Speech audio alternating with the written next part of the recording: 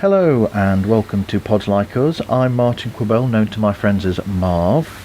This time I am talking with Liam Dempsey and Matt Brothers, along with Aristotle the Axolotl. Thanks for being here, guys. Oh, hello, mate. Thanks, Unfortunately, man. Aristotle the Axolotl is now deceased, so he will not be joining us. He lives on in mascot form forevermore. Yeah, he does. He lives on in our podcast art, but unfortunately, I'm not sure when he died, Matt, but it was a couple of years ago now, wasn't it? Oh god, it might be a couple of years. Well, until Spocklight 3, the search for Aristotle, and we go get him back. Yeah, there's still hope. Exactly. That's brilliant. I'm getting Star Trek references from the two people that weren't Trekkies before this started. Oh, I know you had to get this at me before. I was about to say, brilliant that Aristotle's dead, Martin. How dare you? I know. Shall I take that out or not? I'll have to think about that. I mean, you'll get cancelled at this rate, mate, from all the Axolotl fans. Oh, it's tribute. We love him. Rest in peace, Aristotle. I feel bad now. I'll just throw the script away. Oh. Right. So, how were you first introduced to podcasting then, Matt? For me, I think, in terms of podcasts as like a medium, I think the first ones I remember listening to was way back in 2008 when I was actually living with Liam down in Bournemouth. There was one called Creative Screenwriting Magazine, which later morphed into the Q&A with Jeff Goldsmith, which was kind of a interview show with screenwriters in movies. And that was the first one I remember sort of subscribing to and tracking down. Like, I remember just listening to it on iTunes back in the day, and then since then, the whole medium's kind of exploded, and there's a whole bunch more that's come along. And then it was only about 4 or 5 years ago when we started thinking about doing one ourselves, when we realized we were in a right sort of situation to kind of think about that and do something for ourselves. But yeah, in terms of the podcast itself, that was it, that one back in the day, and then since then it's just really expanded ever since. Okay. How about yourself, Liam? Were you introduced the same? Not exactly, no. Crave Screenwriting Magazine is definitely a really early one for me as well, because me and Matt used to live together in Bournemouth back between 2008 and 2010, and I do remember us like listening to that early doors before kind of podcasts were a huge thing. But the first thing that I listened to, which I think, to be honest, is probably the first one for most people, was the Ricky Gervais show. Okay. Or Ricky Gervais podcast, or whatever it was called back in the day, with Carl Pilkington and Steve Merchant. And I actually, funnily enough, my introduction was through that. I picked up they released like a kind of CD box set of the best of the first series, and this shows how kind of early days it was, really, because of the fact that it was still a thing. Podcast, it wasn't really considered a legitimate medium at that stage, because there were so few of them, and people didn't really know what it was, how you get it, or anything like that. I mean, people aren't always au fait with podcasts now, so then it really was a stretch. And I remember picking up in the sale like a CD box set of the kind of first season, because they'd obviously gone like, we need to legitimise this and release it on actual physical CD format.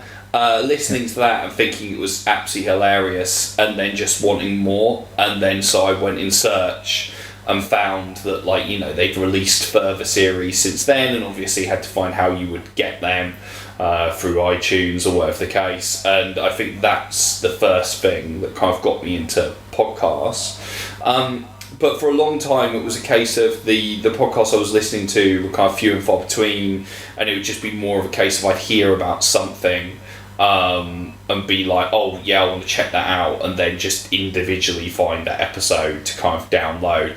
And I think it wasn't really until probably around kind of 2011 or something like that I think I kind of regularly went all in, kind of making sure I had a kind of podcast app on my phone or anything like that, and started kind of listening on the regs to things like the Kermode and Mayo film podcast, some of Kevin Smith's podcasts, much to my shame now, The Nerdist, which of course, long since kind of probably been removed from Apple Podcasts for involving Chris Hardwick, and I think that's kind of when I started to get him into proper,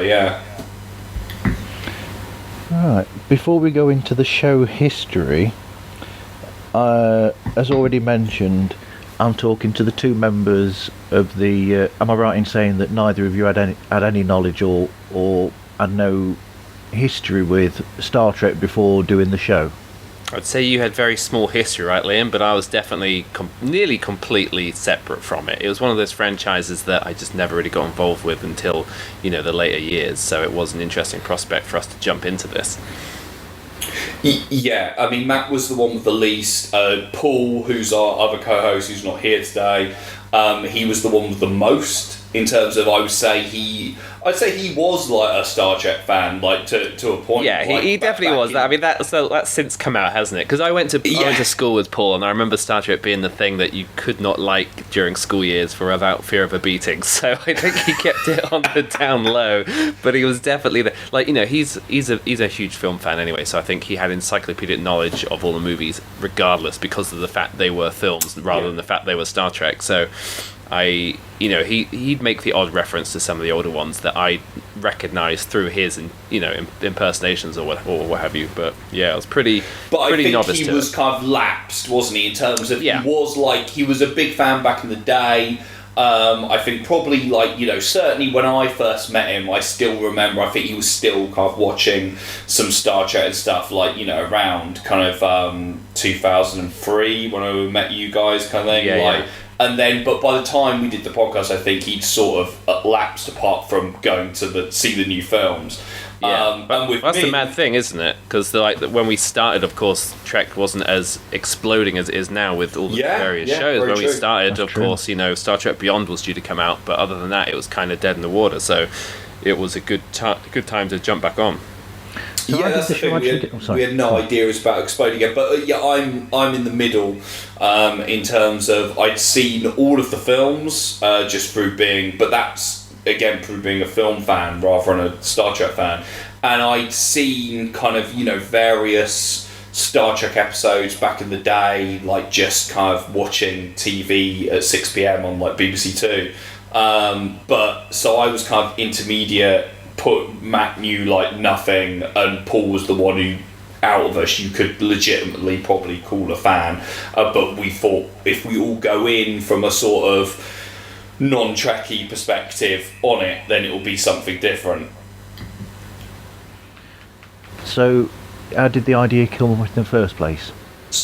So basically, it kind of started when we made a short film together, because we've all got film backgrounds. We all did various different kinds of film degrees, stuff like that. So we've always made short films together.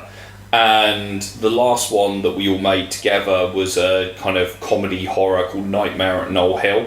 And we wrote it in 2015, and then actually shot it in kind of the very start of 2016, and the film was centered around two characters who are podcasters in the film, and we were kind of using it to kind of satirize lad culture and different things, because they're kind of hosting a kind of laddie podcast called Talking Bollocks, and doing that actually randomly kind of gave us the idea to do a podcast of our own through kind of satirising it. And then Paul and I started talking about it, and talking about if we did a podcast, it would probably be a film podcast. And we were both big fans of a podcast called James Bonding, which is a podcast hosted by Matt Myra and Matt Gawley, where they go through the entire James Bond film series. And we thought, maybe we could do a podcast like that, where we're kind of going through a filmography or a series of films. And then it was actually my birthday in 2016, and we were all out together for a night out.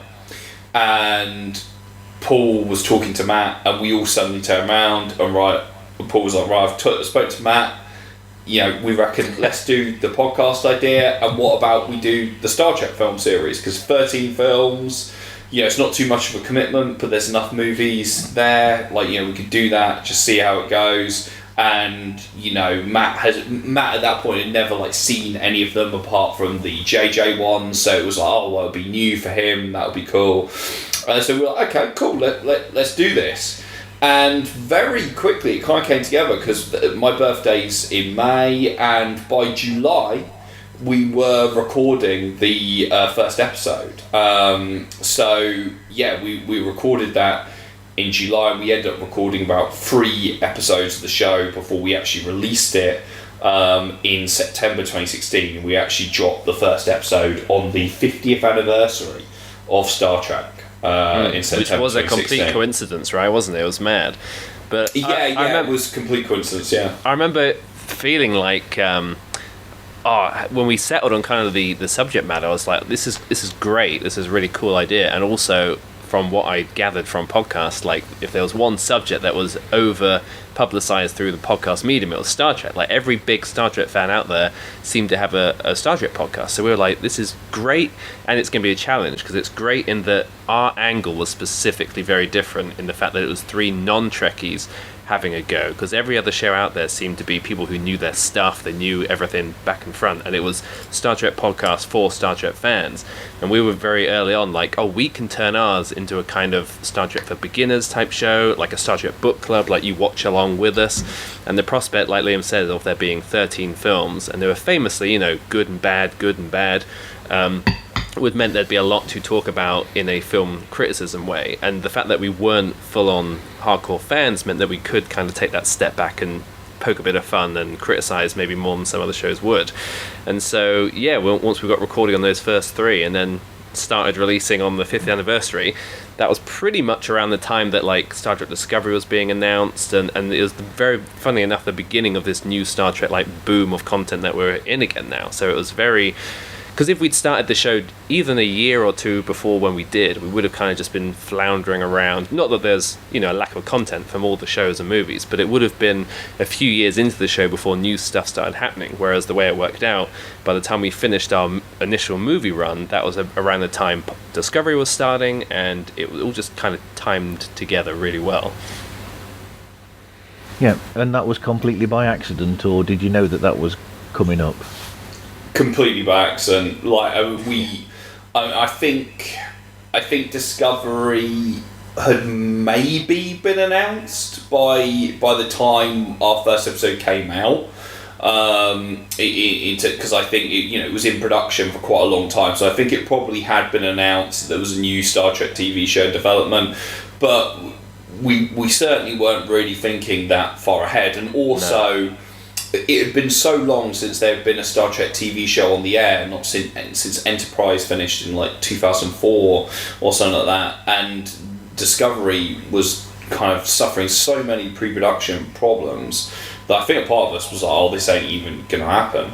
Yeah, I think the idea would have been, we'd literally seen Star Trek Beyond in cinemas pretty much around the time we started recording, and I think in our heads we were figuring, we'll go through all the movies, and by the time we've finished Star Trek 4, the movie will be out, and then that'll be where we end. And of course that film never materialized, and instead all the TV shows took off. So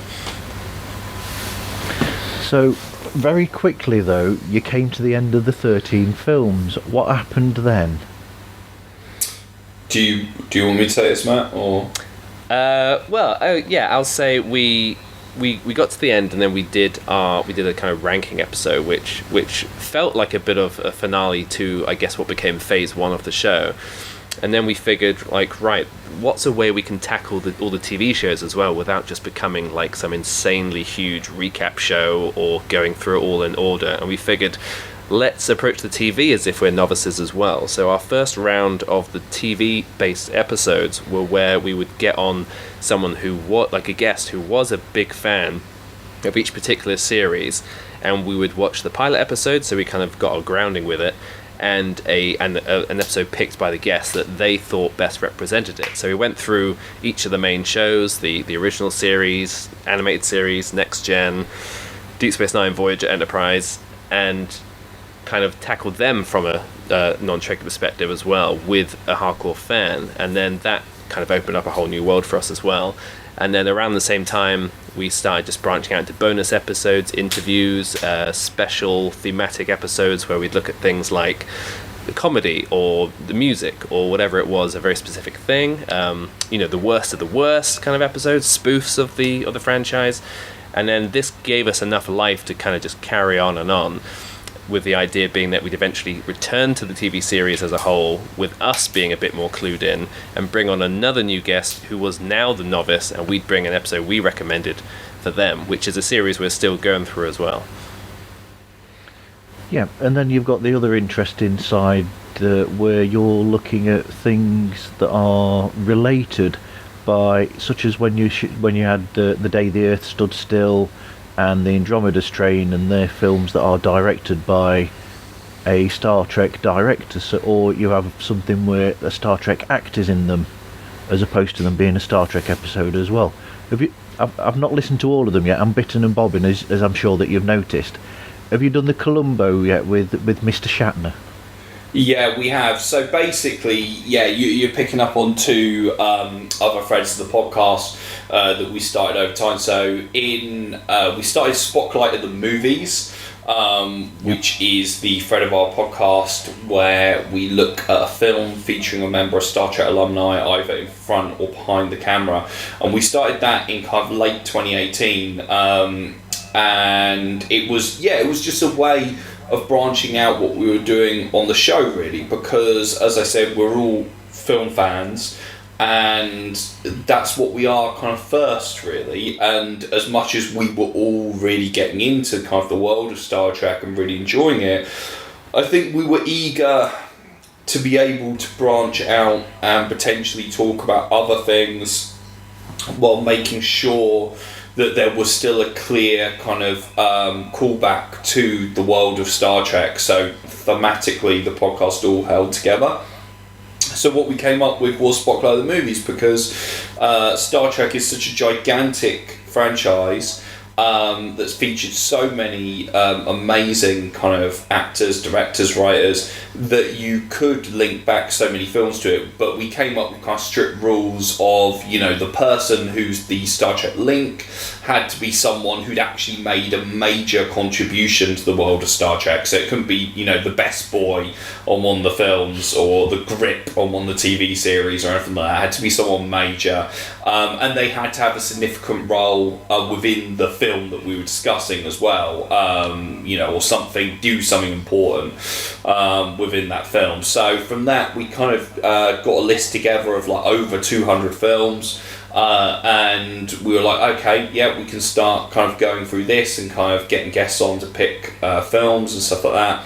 And very, very quickly, it became just a great way of expanding out the show and what it was about, and having the chance to kind of get into kind of critical film analysis, which we're all really, really into, and stuff. We were all kind of completely passionate about cinema, and it was really fun to do. And then as a result of that, just literally this year, we kind of spun off from that on screen, which is another section of our podcast now, which is where we look at a episode of an iconic show like Columbo or Miami Vice, which have been the first two, featuring a major kind of Star Trek star in kind of like a guest role or something like that. So we started with George Takei's episode of Miami Vice, where he plays a bad guy in one of those episodes, and then we moved on to Columbo, as you say,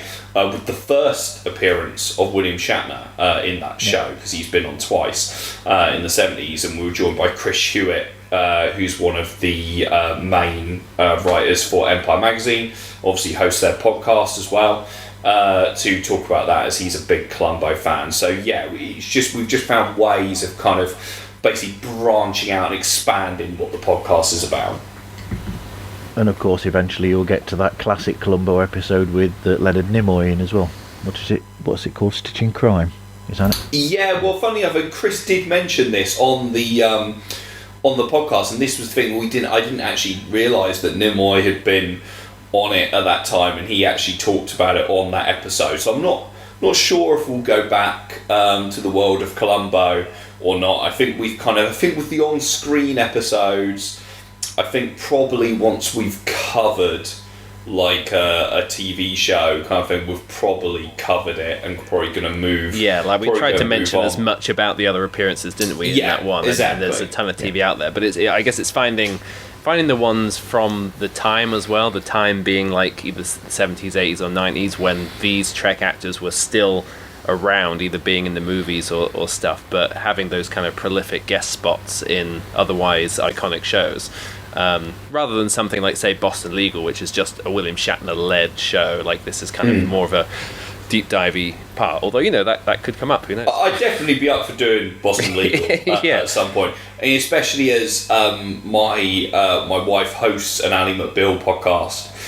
So kind of it would make total sense as David E. Kelly is the kind of creative crossover there. So yeah, definitely up for some Boston Legal at some point. Yeah, but you can't do every single episode of Heroes that George Takei's been in either. No, yes. we cannot, and we wouldn't want to, Martin. No. So, have you got a structure that you follow for the show? Do you want to take this, Matt, or? Yeah, I guess we're kind of loosey-goosey, aren't we? We don't really have kind of features or stuff. We kind of, we always go through and ask our guests, what are your Star Trek credentials? So that's kind of up top to kind of set the tone for a show being about, coming from non-Trekkies. So we get people in, and whether they are a huge Trek fan or not, it's kind of been a 50-50 split, really, depending on who we've had on. We find out what their personal relationship with the show is and the movies and what they like, what they've seen. And then it's kind of just a kind of sprawling discussion about the thing in question, and then towards the end, really, is it? It's not really much other features that we pop in. I think each strand of the show itself kind of is its own feature in a way that kind of dictates what we focus on, what we talk about. I think when we do interviews with people who have been involved in the world of Trek, what we tend to do is split the interview. So we tend to do kind of Trek-related questions up top and kind of get them out of the way, and then go into kind of non-Trek related stuff, because we try and, when we have an interview with guests, try and meld those two, so they're not just talking about Star Trek, they also talk about the rest of their career as well. Yeah, but we found that often opens them up, doesn't it, as well? Because it's Yes, like a lot of these very people much so. who are very well known for being in Trek, you can tell that if they've been interviewed on another Trek podcast or anywhere really, probably the majority of their questioning comes in the form of, what was it like doing blah blah blah in your Star Trek, and so we try and deep dive and find everything else they've done, and I think it surprises them when they hear that they're coming on another Star Trek show, and then we have the deep chat about Star Trek, and then be like, oh, you've also been in this, or you started out in advertisements over here, or you did something completely different. Like, we do like to try and cover everything about our guests when they come on, even if they are specifically known for a very big Trek thing.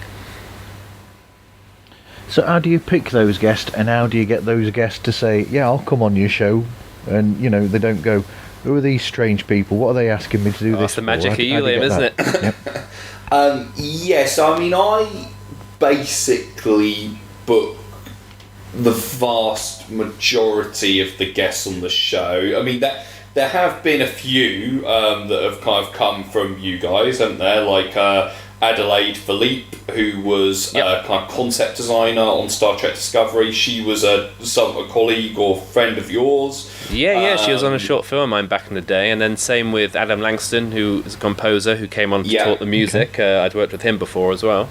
Yeah, and with Paul, obviously he was friends with Derek Arnold, who's one of the Star Wars puppeteers. He came on to talk about The Force Awakens and stuff. But aside from that, really, the majority of the guests are booked by me. And so, I mean, we started out with quite a deep bench of kind of people who are just friends of ours. who have kind of interesting things going on in their lives. I mean, we didn't get someone on who we didn't know at all for a little while. Like, all of the movie episodes are all kind of populated by friends of ours, really. It's just that we happen to know quite a lot of people who do some cool things, like David Trumbull, who's one of my best friends. He's a story artist for major animated films in Hollywood and everything like that, and he lives in America, and he's been on the show 3 times now. We've had various different people on like that, other friends who are podcasters and things. But I'd say the first big kind of outside guest really was Robert Sallin, who was the producer of Star Trek II Wrath of Khan. And he actually came from David, which is why I mention him, because basically, as I say, David lives in the States, and it turned out that basically a kind of friend of a friend of a friend was related to Robert Sallin, who produced Wrath of Khan, which is probably the most celebrated, iconic Star Trek film. And he literally just asked for a kind of introduction, and then emailed him, explained about the show, and was like, would you be up for coming on my friend's podcast, or at least introducing you to them? And he was kind of open to it. So I started emailing with him. It took us a while to kind of organise something, but eventually we did, and we interviewed him. Really, it was basically a year into the show. We'd just come to the end of kind of the movies, and we were kind of looking at what we were doing next, and suddenly we had the chance to put this interview together, and we were like, wow, the first proper Trek guest we get is the producer of kind of one of the biggest movies.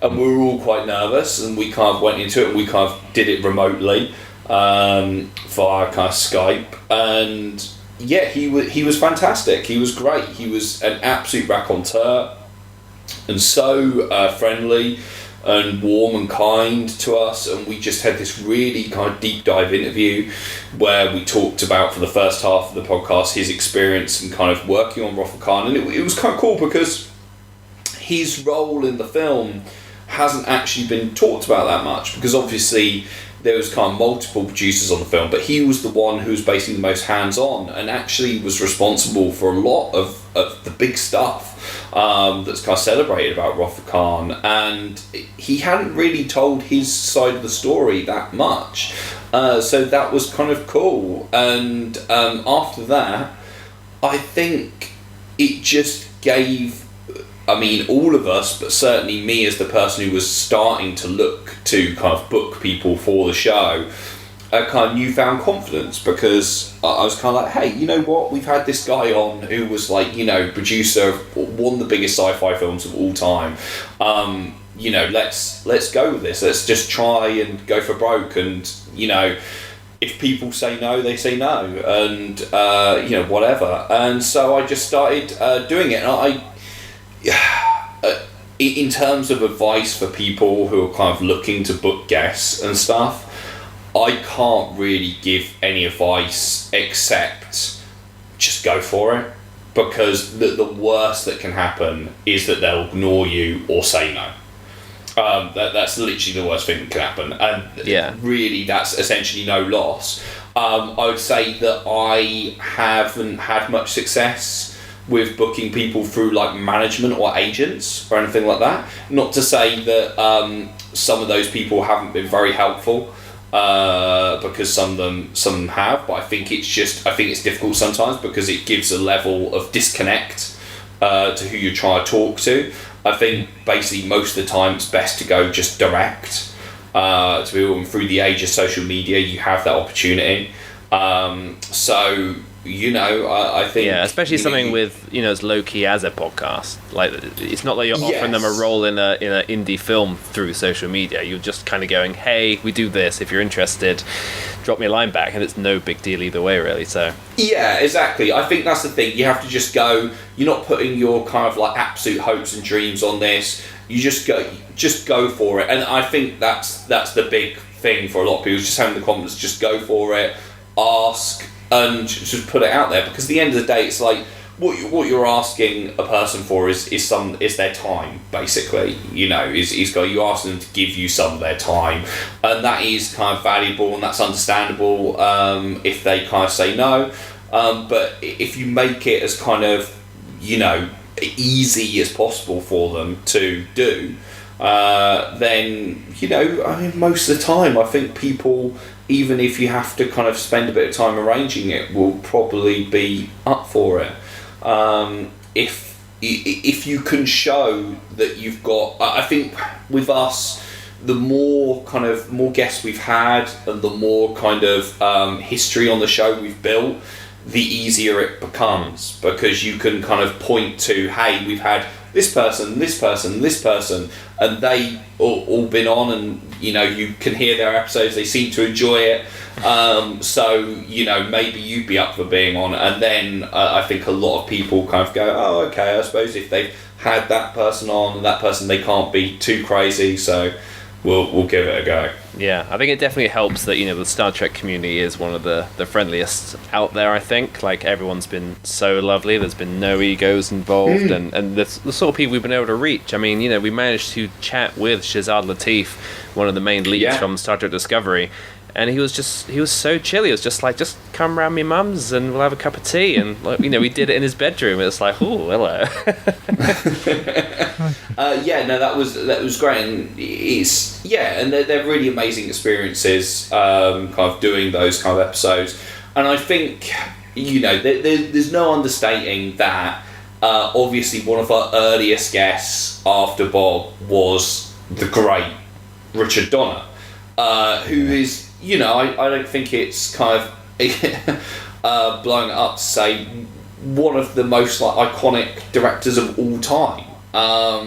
And literally, he just happened to be very close friends with Bob Sallin, who we'd kind of done the interview with, and he'd really enjoyed doing the interview, and he'd mentioned that he was really close friends with Dick Donner during the interview, and it just naturally in a conversation with him kind of came around to like, oh, perhaps I could ask him if he would like to be interviewed. He's got no Star Trek connections in terms of he's never worked on it, but obviously it's a major iconic director. Would you be interested? Of course we were, and we got Richard on the show just a couple of months after Bob, and it was absolutely amazing. And I think once you've had something like that on the show, it kind of just gives you a little bit of cachet to go, like, hey, we've had the guy who directed Superman, The Omen, The Goonies, Scrooge, all the Lethal Weapons on the show. That's there's a good thing to have in your back pocket. I think that was such a huge fluke, really, like looking back. It was just like, this is fantastic. And obviously, a guy like Dick Donner, his career is so big. Of course, he turns out, he had worked with people like Shatner and Patrick Stewart and things, so we could still bring it back around. But I remember us doing that, and just, the three of us being on Skype with Hollywood legend Richard Donner, and we're just in like a small, residential house on the outskirts of Brighton. It's just like, how is this happening? No one in the street has any idea who we're talking to in this house. It was so surreal, and for that to be our sort of second main interview really set the bar, and it was great. I'm guessing it helps matters though that you have this history yourselves, sort of to a degree, in the industry, and you've got those people that know people, so to speak. I mean, I don't really think we have, like, I don't think it could be said that we have a history in the industry. I mean, like we've all studied kind of film, and we've all got credits on the IMDb in terms of small little things we've done.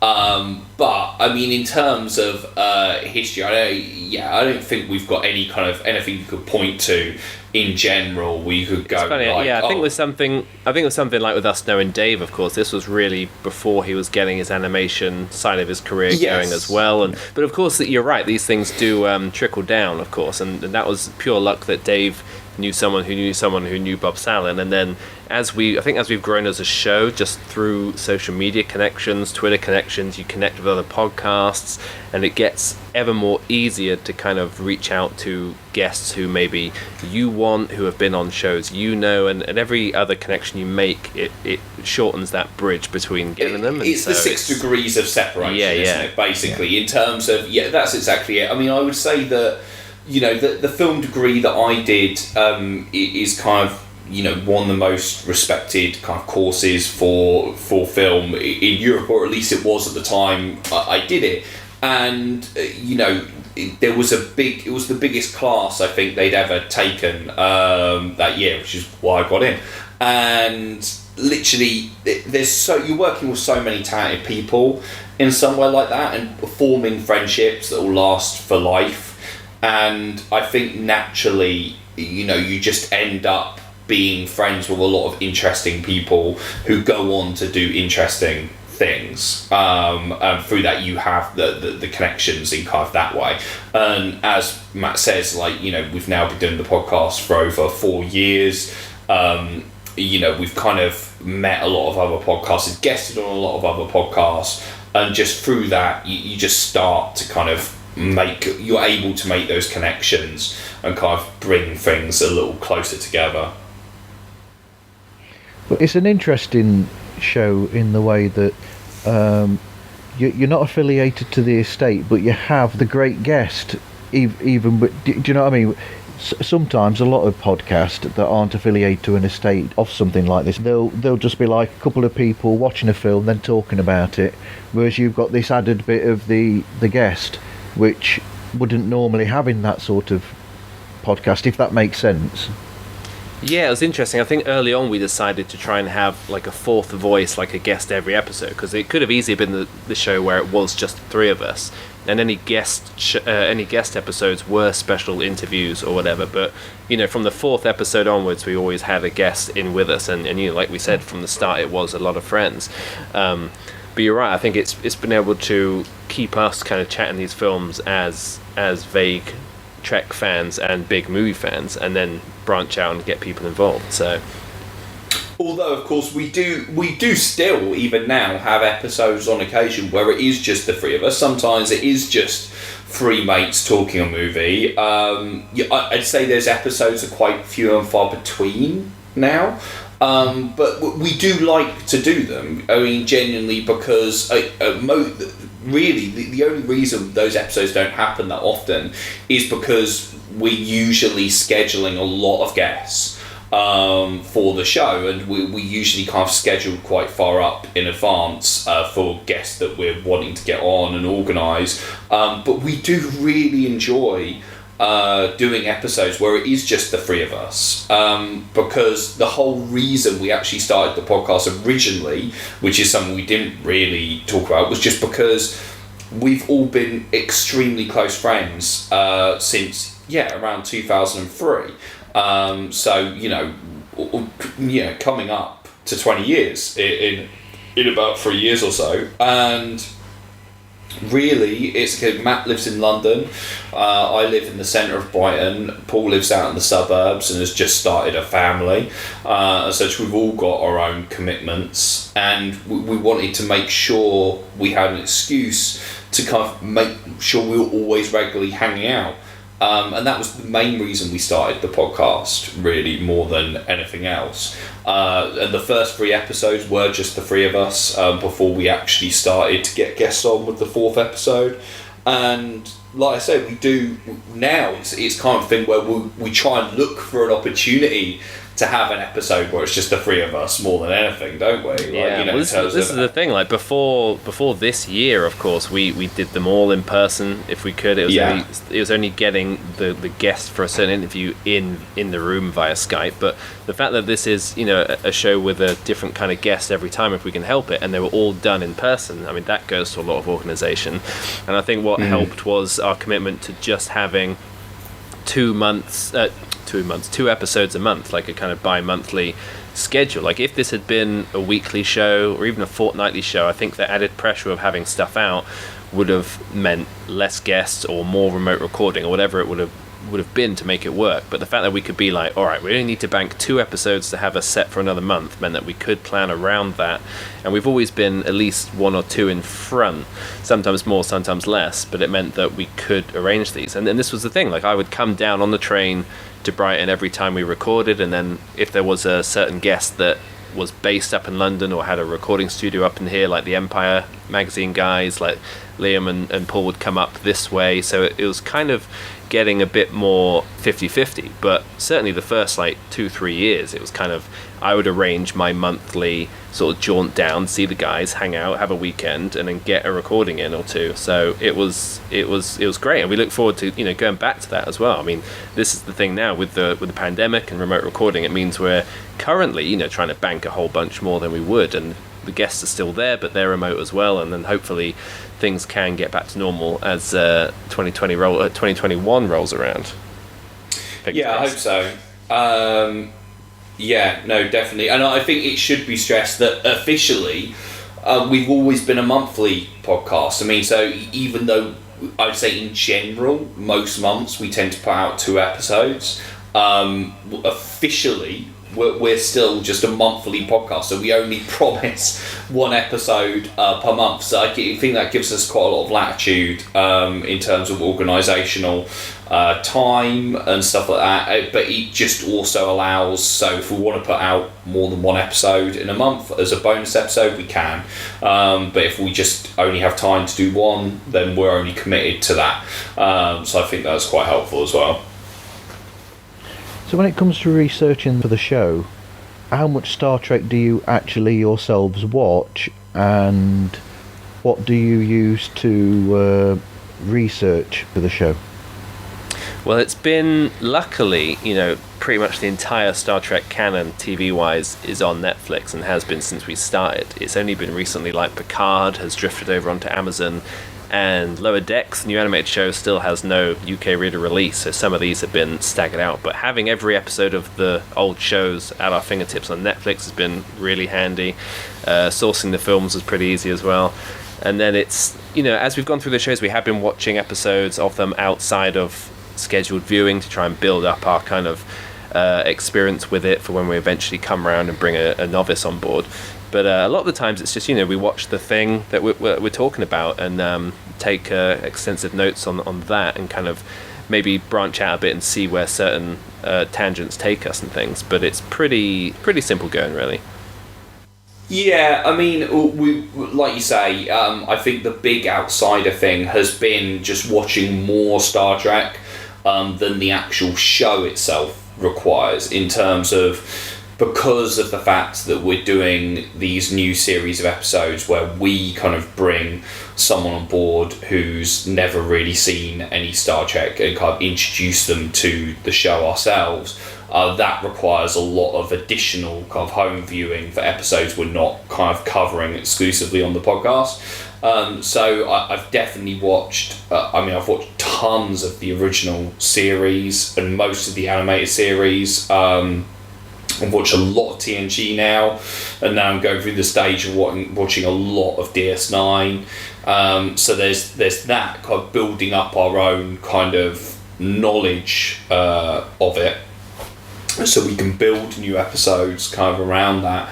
But also, I'd say with me, I kind of bring a lot of research on myself, in terms of, you know, if we're doing a movie for Spocklight the movies or something like that, I am the kind of person who likes to really deep dive into a film. So if I see it's written by a certain screenwriter or written by a certain director who I feel that I don't have enough experience of and I want to know more before I talk about in depth about their work, then I'll quite often do kind of a season of movies by them.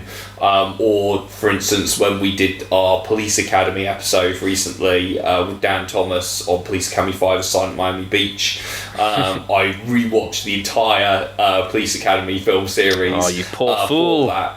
Yeah, so I could try and basically go, right, kind of put this in the context of the other movies again, because I hadn't seen them in years. So I guess it's kind of, really all that's required is just watching the actual thing we're going to be talking about on that episode, but sometimes, additional viewing for me kind of helps enrich my experience and kind of what I'm going to talk about on the podcast.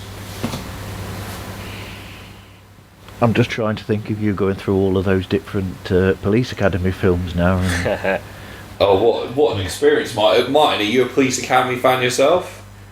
the first two films are classic.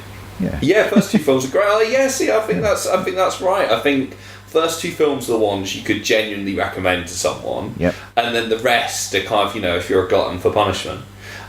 Also, with the interviews, I think they require quite a lot of research, because you don't want to fall into that trap of just reading their Wikipedia page or something like that, because you can there's a lot of truth or bullshit on there, and you want to have some kind of more slightly deeper questions, and you want to know a bit about their work at the end of the day. You want to do some real research into what they do and who they are, so you actually have some knowledge of kind of what you're talking about. Because I think for me, I personally get embarrassed when I hear kind of interviews with people and it's very obvious that the person interviewing them knows nothing of their work, or something comes up where it's like, not necessarily you have to have read it or watched it or anything like that in terms of, but just to not have a working knowledge of the work of the person you're talking about, I think it can come across as really unprofessional. So I think that's important as well.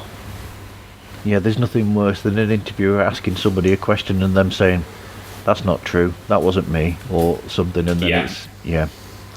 Well, we actually had that on the Richard Donner interview. Obviously, this isn't in the podcast; it got cut.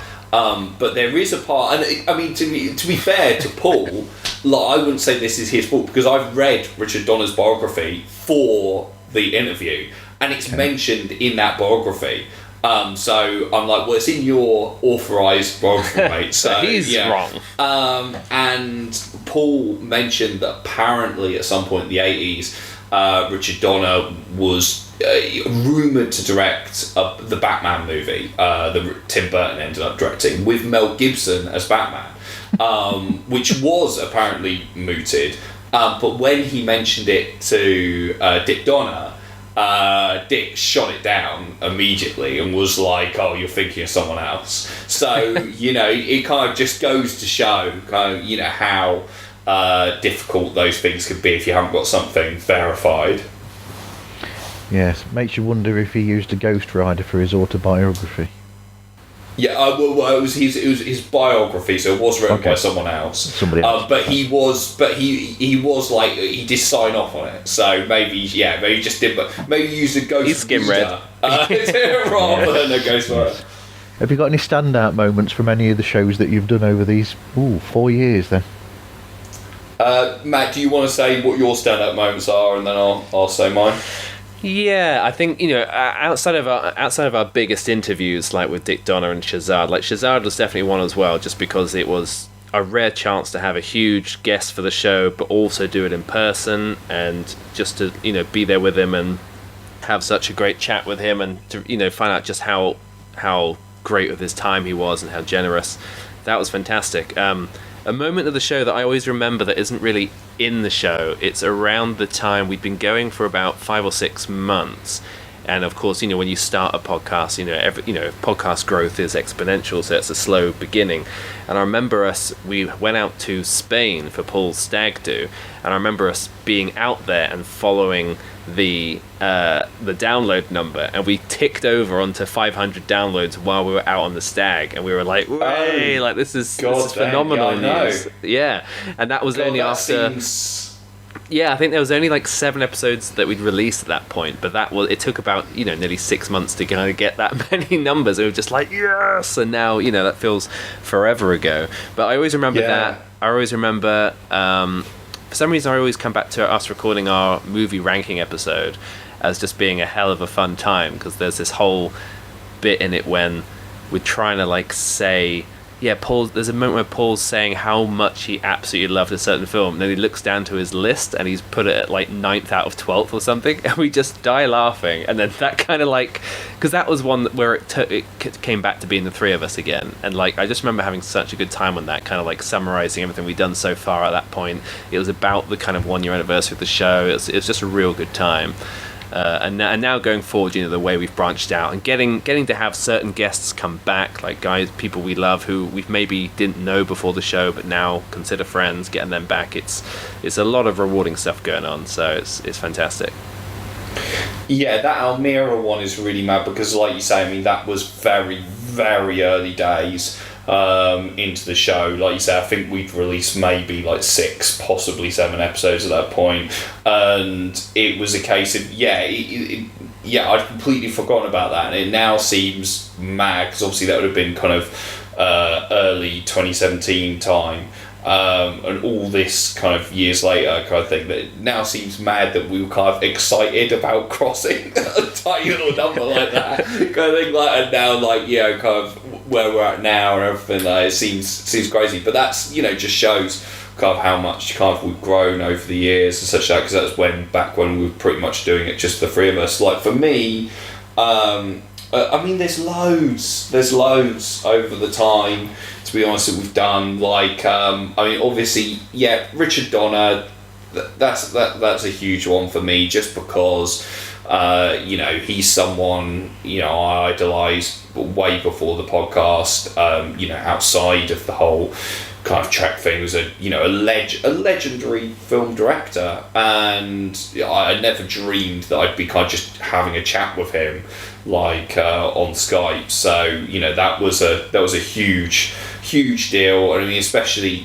when we were interviewing him, I think the moment where he'd given us an hour of time and it got to the hour point, and his kind of secretary actually came in with a note to basically tell him, you've done your hour, like you don't have to do any more, you can sign off from these guys. And he said, he opened the note, he said, I've just been handed a note here, and he said, these guys are a real pain in the ass, you can tell them to fuck off now, kind of like, and he was like, and he just screwed up the note and handed it back to him. I was like, no, we can keep going, like, and just was like happy just to keep on chatting.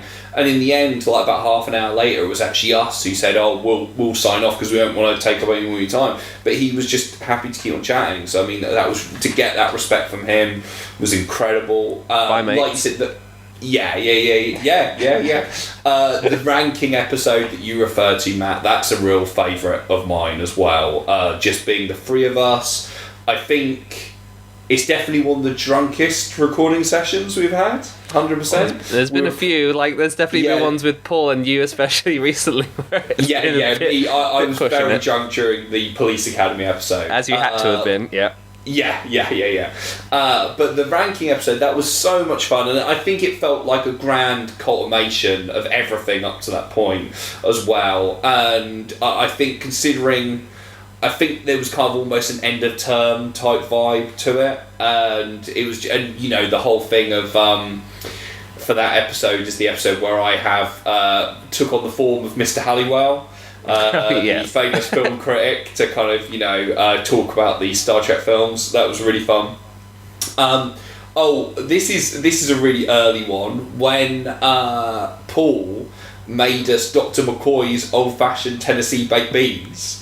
On our fifth episode, we did it, which was our Star Trek V Final Frontier episode, and in that film, Kirk, Spock, and Bones eat kind of these beans around the campfire and have some whiskey and stuff like that. And so, literally, Paul got the recipe out of the official Star Trek cookbook, cooked up. Paul's an amazing cook, isn't he? He's the best. And he cooked up these beans for us, and we had bourbon and everything like that. And while we were kind of doing the show, and it was great. We recreated the campfire. That's a real special moment. Obviously, I think starting Spocklight the movies is a big hitter for me, because we did that. We recorded it in my hotel on the day we went to the London Podcast Festival and saw James Bonding live, which was obviously the inspiration for our podcast. Mm-hmm. That was a huge moment. I always love doing the Christmas specials with you guys. That's a big thing for me. I really enjoy them. I think going to, because like I said, we've had a lot of people from Empire magazine on, so Nick DeSemlin, who's now the deputy editor of Empire magazine, James Dyer, who's one of the hosts of the Pilot TV podcast and also the Empire podcast as well, and writes for them, Boyd Hilton, who's just become their TV editor, Chris Hewitt, as I say, and we've had all of them on the show, and the first one we had on the show out of them was Nick, and we came up to just the Empire offices to do it. And I think, as three kind of movie geeks, we were all raised on Empire magazine. I mean, I was buying Empire when I was kind of, I don't know, like 12 or 13 or something like that. I was buying copies of Empire. Yeah, I've got a huge stack of old issues back in my parents' house somewhere, yeah. Yeah, exactly. And I think to find ourselves in the hallowed halls of Empire magazine and actually recording there, really did feel really special. I think to be accepted into that world, and then eventually we've been up there a bunch of times now, but the last time we actually recorded in the Empire podcast studios on their mics and everything like that, which was our last recording session in person in March with James Dyer, and that was amazing, and it was a nice last recording session to have in person, but I hope it's not the last one. That was a really huge thing. And obviously, like you say, Shazad as well. I think Shazad is a huge one, because being someone who literally basically the male lead of the new Star Trek show, and to actually just be welcomed into his home and actually into his bedroom to record the podcast, felt really amazing. And that was a really intimate conversation, and he was such a nice, chilled guy, and that was so much fun. So I think those are definitely some of the high points for me. But I think, like you say, getting to know some people through the podcast has been really incredible. Bob Sallin, the producer of Wrath of Khan, we've had him on the show twice, and the second time was in person, because we interviewed him on the show in 2017, and me and him kept up an email correspondence over the years. Lovely fellow, and he originally, when he was going to come on the show, it was actually going to be in person, because he just happened to be coming to London for a kind of trip with his wife. At his time, I think his wife had a fall or something like that, and so they couldn't go. But he said, hey, when I do eventually come over to London, we will meet. And you kind of think, oh yeah, okay. But then 3 years later, when we were 2 years ago in 2019, he actually was, we're coming over, this is where we're staying, do you want to meet? And so we met him in this kind of exclusive club in Mayfair in London, and we recorded a special podcast with him then, and we just kind of hung out and had dinner with him and his wife, and it was absolutely amazing. I mean, he is an old Hollywood legend, and it was just incredible just to hang out with him and his wife and kind of hear stories and kind of actually kind of meet him properly. That was incredible. Also become good friends with Michelle Specht, who's one of the lead actresses from Star Trek Continues, probably the biggest Star Trek kind of fan series out there, who's been on the show, and she's a real friend to the podcast, really good person. She'll be coming back on soon as well. So just actually becoming kind of buddies with kind of guests who have been on the show. I think meeting new people as a result has been really lovely. There's lots of people we could name check who have become friends because of the podcast. Yeah, it's nuts hearing you lay all that out. And when we started the show, assuming it probably would just be the three of us in Paul's dining room for the whole time, and so hearing all that, laid back out over this 4 years of history, it's like, wow, yeah, we really have had some great times. Yeah, totally. And I mean, without this podcast, I mean, Matt, you are now the host of more than one podcast. You are the host of another podcast as well, and possibly more in the future. And again, that's because of meeting people through this podcast, isn't it? Yeah. I mean, we created we found a real niche, a real lovely kind of podcasting community bubble, kind of mostly pods based in London and in nearby. And it was through us doing Spocklight that I became a fan of this other show called Sudden Double Deep, and then just through some random bit of kismet, really, like I retweeted one of their competition giveaways, won the prize, and when they asked for my address so they could send it to me, it turns out I lived 5 minutes down the road, and I had no idea at that point they were even a London-based podcast. And so they came round, dropped off this DVD set, and then we all met up not long afterwards, and then became firm friends since. So, and now I'm one of the 3 co-hosts on their show, so that's an insane kind of workaround. When you think of butterfly effect moments in your life, that's one that I do think about, because something like choosing or not to retweet a tweet is such a specific thing you could have easily have just not done, and it's like, that just snowballed the entire thing, so it's insane. Do you think because of the fact that you're not the average Trekker, do you think that makes it more interesting to the people that you're talking to? Because I know there's a show I've got coming out, is it coming out in the tonight, where I talked to somebody who does a show with the lead singer of Marillion, and I was saying to him that initially I had this pie in the sky idea of talking to him and the lead singer of Marillion about the show that they do together, but then off air I said to him, in truth, I'm almost glad in a way that I didn't, because of the fact that I'm actually a fan of the band Marillion, I'd be almost scared that I might respond almost in a fanboy fashion and be a bit even more nervous or whatever. But whereas yourselves, because you're not coming from that angle of being huge Trek fans, you're possibly asking them questions that they wouldn't normally be asked, and it's more interesting to them as artist, shall we say. Yeah, that's always been the hope and the way in, that because when we've been reaching out to people like this, it has been hard to say, like, oh, you must get loads of requests from random shows, and how can we best say, like, oh, we're going to be different from that because of our approach to it, but also without going too far the other way and make them sound like, oh, well, you don't care then, like, what's this all about? But it's completely right. Like, I think if Liam was ever interviewing anyone from The Sopranos, he'd be a puddle on the floor. So or the bill. Yeah, all the bill. But yeah, no, I completely agree. I think once we started interviewing people involved in the Trek world and started to build a reputation, because pretty much in general, I would say every kind of interview that we've had with someone from the Trek world has usually snowballed into another interview with someone else later, because they've really enjoyed the experience. So they've ended up kind of recommending us to kind of someone else to chat to. So that's usually kind of the way it's gone. So, I think people really do appreciate from that world, which is such a fan-driven thing, where they will be getting just tons of questions about that all the time, talking about other things in their careers, even though Star Trek might be the biggest thing in their career.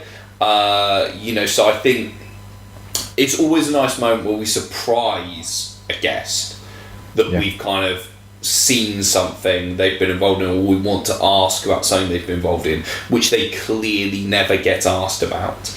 Like with Bob Salin, it was a big thing. He directed a film back in the day in 1969, starring Albert Finney, called The Picasso Summer. And I was instantly interested, because obviously Albert Finney, amazing actor, and I was like, wow, directed a movie with Albert Finney, incredible. And asked about that, and I watched it for the kind of interview, and he was amazing. He was just like, what, you've seen Picasso Summer? And he couldn't believe that he was kind of talking about it again for the first time in kind of decades. And then when we interviewed Shazad Latif, at a certain point in the interview, I kind of dropped this big question on him about a small role he had in Ordinary Lies, which was like a BBC TV drama that ran for just a couple of series. He was only in kind of 4 episodes of it back in the day, but there was just something about his role in that show that really interested me that I wanted to ask him about. And it was one of those things where he clearly had never talked about this before. It was like, okay, what's this? You know, this is a real surprise. And I think it's so fun to get those reactions where, you know, because I think instantly, if you're talking to someone about something they've never really talked about before, it's going to be a fresher reaction. And I think that always makes for a better conversation. Definitely. It'd be like asking Brent Spiner about the television series Threshold, I suppose, from the early noughties. Yeah, well, I mean... People finally. Yeah, at last! At last, somebody's recognising it. Yes. It got cancelled, but at least someone's talking about it. So, how do you actually record your shows and then edit them together? So... at the moment we are recording remotely like everyone else really during this situation, so we tend just to kind of get on Skype or, you know, whatever's we can use at the time, video calling, and all record our kind of sides of the conversation separately, and then kind of, you know, they all get sent over to me and I kind of sync them all up and then edit the show. Back in the day, like I say, apart from the episodes where we were actually getting someone on who was abroad, all of the recordings were in person, and it didn't matter if we were doing it with a bigger guest or whatever the case. If I've got to say, in general, everyone prior to the pandemic, everyone who actually lived in this country at the time, we said let's do it in person, and we did manage to get everyone in person, even, you know, the likes of Shazad Latif, and that was a real thing, because I think getting people in the room is just often better. It just makes for a more relaxed kind of conversation, and, you know, you can actually see the person in front of you and kind of connect with them in a different way. We've totally kind of, you know, got into the kind of groove of recording remotely now, and sometimes it does make stuff easier in a way, but I definitely do look forward to being able to be in a room with the guys again and actually meeting our guests in person. I think you kind of make more of an impression as well on the person you're speaking to, kind of, you know, if you're actually meeting them in person. In terms of the editing process, when we started the show, Paul would do the editing, as I think he kind of, you know, I did editing at university and everything like that, but I think Paul had kind of edited all of our short films that we'd done together, and it naturally kind of fell to him to kind of do it, and we were kind of recording it his and stuff like that. And so he was doing the editing until his wife became pregnant with his son, and then suddenly, obviously, his life became a lot busier, and I basically kind of took on the responsibility of editing the show to kind of make more time for him, because really the most important thing was getting him on as many episodes as we could, because we know podcasts where, you know, one of the hosts has had a baby, and that's basically led to them leaving the podcast, because it obviously is a huge undertaking, and it's a lot to take on, and I think sometimes it just leaves no time for doing something on the podcast. And at the end of the day, the fun part is us all getting together as friends, and that's the thing we wanted to retain. So if, you know, I took the load off Paul's back doing the editing, then it allows him a lot more time to be able to just come on and join us for the records. And I think now that that's kind of the way it works. I think really in general, Paul's there for most of the recordings now, which is fantastic. And, you know, to be honest, I have really got into the editing process and now really enjoy it. And now I can't quite imagine not editing the podcast. Now I've been doing it for kind of well over a year. So I can get really into the nitty gritty kind of granular editing process. I take a lot of time over it, and kind of with each episode kind of refining the show more and more, and you know, I hope people can hear that in the podcast as well, because now I kind of go back to some of the earlier episodes and think, oh god, I completely re-edit this. And actually weirdly enough, recently we did an episode where we actually included a portion of the interview we did with Ronnie Rout Jr., who's one of the actors in one of the regulars in Star Trek Discovery.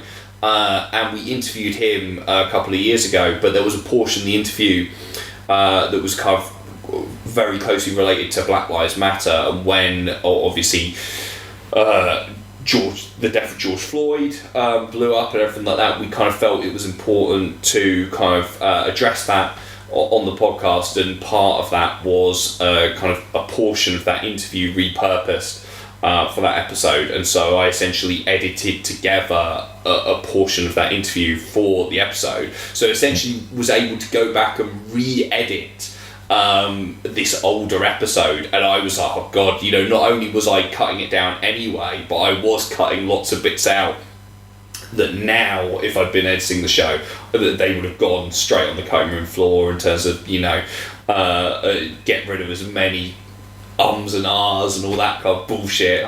Paul's just slacking, eh? What a you know, but no, it's just a case of kind of refining what, you know, the work that we do, and I think that's kind of important to always be striving for better with the products you're putting out. It's interesting, just to pick up on something you mentioned there about that editing, is where you took that bit from that interview. That's a thing with Star Trek that I think is missed by a lot of people that don't watch it, is the fact that because it's a science fiction series, it was always looking at social issues and putting them into a science fiction show to try and get those issues across, but in a way that people would not notice so much, the eye people and things. Because of that, you can actually, when you do special episodes like you're on about there, Star Trek can be used a lot in getting that sort of point across. If you wanted to do a show about, say, how does Star Trek look at this issue in history or whatever. Yeah, that's completely true. And we have done episodes on that side of thing. We did an episode with my friend David, who I've mentioned before, called The Morality of Trek. We did an episode with a brilliant feature film documentary director called Paul Sung, who directs kind of political documentaries. He directed a film about the Sleaford Mods, and he also directed a film called Dispossession, about kind of the housing crisis, which is really worth watching. And he came on and talked about how Star Trek basically tackles kind of, you know, social issues through its show, and always has right from the beginning. You know, there's a brilliant scene in an early episode of Star Trek the original series. I think it's the first one with the Romulans, in a Balance of Terror, and there is a moment where a character kind of shows a microaggression essentially towards Spock, because he comes from a race that kind of looks a lot like the Romulans, and basically Kirk turns around to him, the captain, basically tells him, you know, to leave any bigotry in his quarters, and they won't have any of it on the bridge of the Enterprise. And that is a huge moment for a show in the 1960s to kind of be making that statement.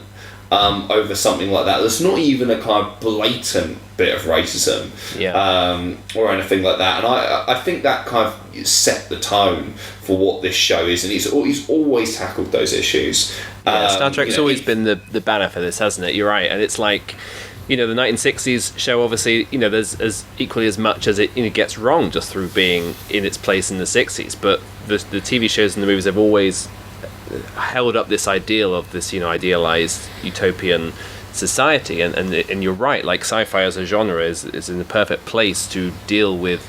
I mean, that's what sci-fi is at its best. It's looking at prescient modern problems through this other lens, and some people can absorb the show as a bit of escapist entertainment and not realize they're getting these messages through, and then other people explicitly look for it, and it's the people who are quite adamantly against either the direction of the show nowadays, and it's like this kind of toxic fan culture that kind of almost forget where it's been coming from all along and where it still is going. And it's like, just if you just look back at this when you're a few more years ahead, you'll realize, oh yes, maybe I was not quite as caught up as the show was at this point.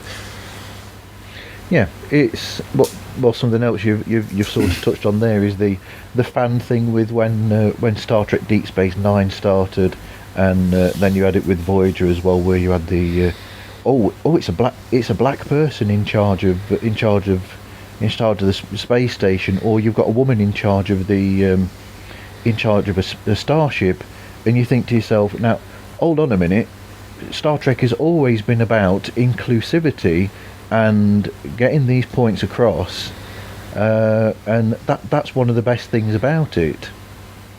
Yeah, 100%. It is one of the best things about it. Infinite diversity and infinite combinations, as was once said. And yeah, I literally, when people, kind of these toxic fans, and we talked about this on the show, kind of come out and kind of lambast against something like Star Trek Discovery for having a black female lead and stuff like that, I just kind of think, what show have you been fucking watching all these years? Because literally this is what the show's always been about. It's always been groundbreaking.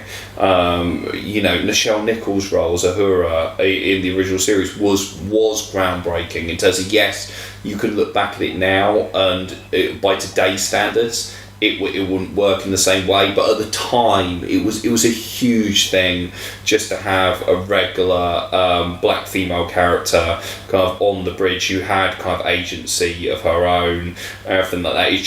It's so, I don't get where these people come from, the kind of toxic fans who kind of rally against that kind of stuff within Star Trek. But I think that's probably the benefit of kind of being non-Trekkies ourselves. We're outside of that kind of fan culture world, so we kind of view it from an outsider perspective, and to us it's just always this is one of the things that attracts us and warmed us to the show and to the franchise. So yeah, it's a great thing as far as I'm concerned. We get to see it as it is, not how we want it to be. Like, I think a lot of these fans, I think a lot of the problem is it comes back to outside of the ones that are overtly racist or hate-filled, I think a lot of it can come back to just the way nostalgia works these days, and people are rooted to how it was. So how it was for them might have been, say, Voyager. So they're like, oh, I that was my way in, and if it's any different from that, I'm going to kick off. And then older ones,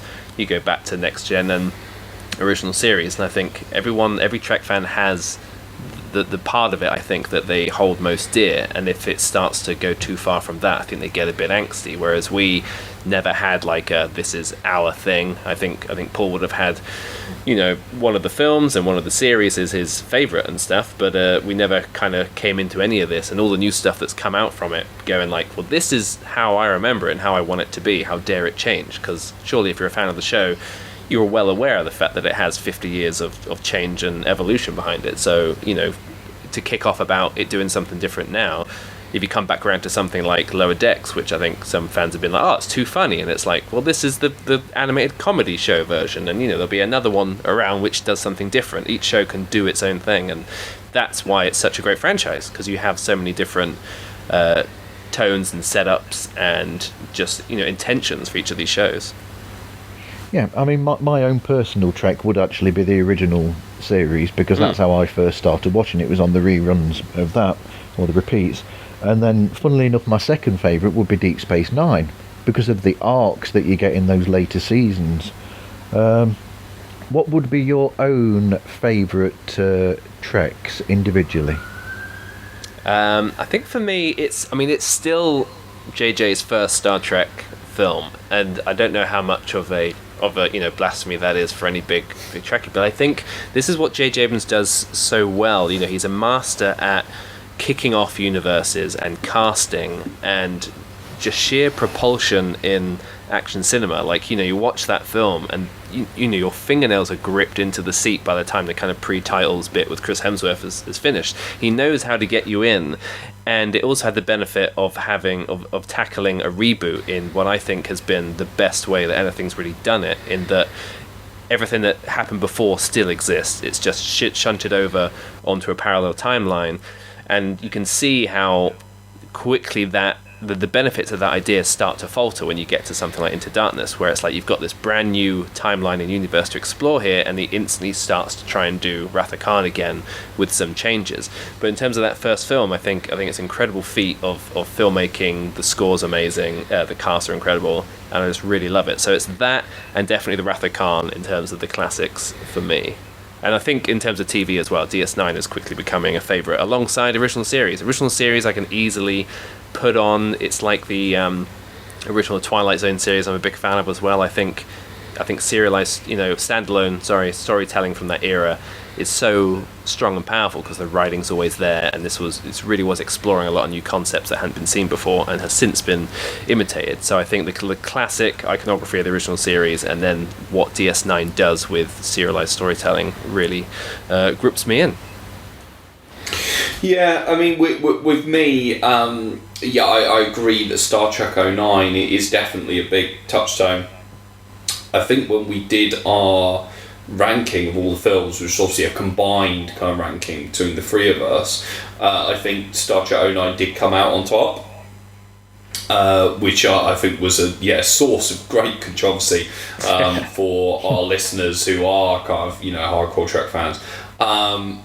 With me, in terms of the films, my favourite film personally is Star Trek First Contact, which is the first properly TNG film, because obviously there's Generations, which is sort of a crossover between TNG and the original series, whereas First Contact is the crew just on its own of Next Generation. And I think that's just a superb film. I think it's brilliantly directed, made on every level, great action, really, really dark. I mean, it's probably, as dark as the kind of films ever went. And I think Patrick Stewart is really getting to dig his teeth into the acting there and show just how fantastic he is in the role as Picard. In terms of the TV shows, I kind of feel hard placed at the moment to really say what's my favourite, because I feel like we're still on this ever evolving journey, of discovering more of each Trek series. The only Trek show I've seen every episode of is Star Trek Discovery, and obviously Picard now as well, because that one I've been watching from the start as it came out. I'm a big fan of Discovery. I think it's great. I know lots of people have problems with it, but I really love it. I'm really loving this new season as well. We'll obviously talk about that on the podcast when this season wraps up.